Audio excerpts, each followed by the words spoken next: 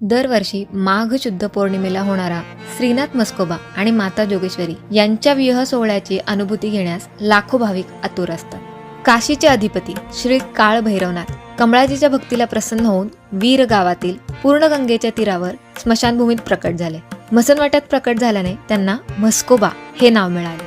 पुण्यामध्ये 50 किलोमीटरवर पुरंदर तालुक्यातील वीर गावात या विवाह सोहळ्याप्रित्यर्थ दरवर्षी यात्रा भरते. आदल्या दिवशी हळद आणि माघ शुद्ध पौर्णिमेला ढोल ताशांच्या गजरात गुलाल खोबऱ्याची उधळण करत देवाच्या लग्न सोहळ्याने यात्रेला सुरुवात होते.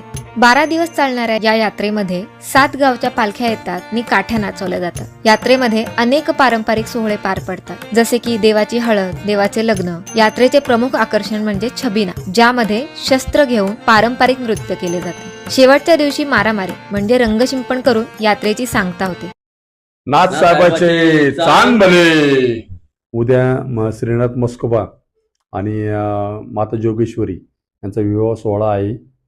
उद्या वीर मस्कोबा आपल्या वीर गावी रात्री 12 वाजता यांचा विवाह सोहळा असतो.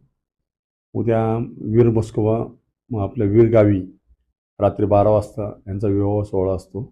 सोनवणे तमस तरुण मित्रमंडळातर्फे महाप्रसादाचा कार्यक्रम असतो आमचा.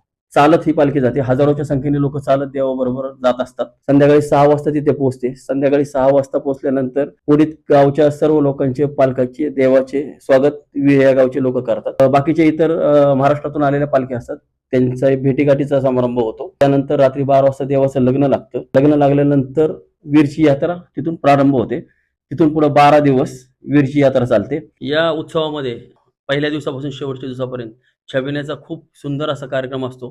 छबिना देवाच्या देवळामध्ये खेळला जातो. खूप बघण्यासारखा असतो तो. तर 6 फेब्रुवारीपासून देवाची अमृतवाणी म्हणजेच भाकणूक ती चालू होते आणि गोपाळ जेवण असतं, ते सुद्धा 6 तारखेपासून चालू होत असतं. ते शेवटच्या दिवसापर्यंत चालतं. संपूर्ण लोक तिथं टेंटमध्ये राहतात 12 दिवस. 12 दिवसाचा हा उत्सव प्रत्येक गावातलं प्रत्येक घरातलं एक एक टेंट असतो. तिथं प्रत्येकाच्या जागा ठरलेल्या असतात आणि सर्वजण त्या 12 दिवसामध्ये लोक तिथे येऊन देवाचं दर्शन वगैरे घेतात. किंवा जो 6 तारखेनंतर जो गोपाळाचा कार्यक्रम असतो तिथं गोपाळ घालतात, म्हणजे एक मानकरी 5 लोकांना जेवायला घालायचा, असा प्रत्येकाच्या घराघरात हा कार्यक्रम असतो. खूप जबरदस्त यात्रा असते. लाखोच्या संख्येने भाविक संपूर्ण महाराष्ट्रातनं, देशातनं, जगातनं तिथे येत असतात आणि देवाचं दर्शन वगैरे घेत असतात. आणि ही वेळ कोणीच चुकवत नाही.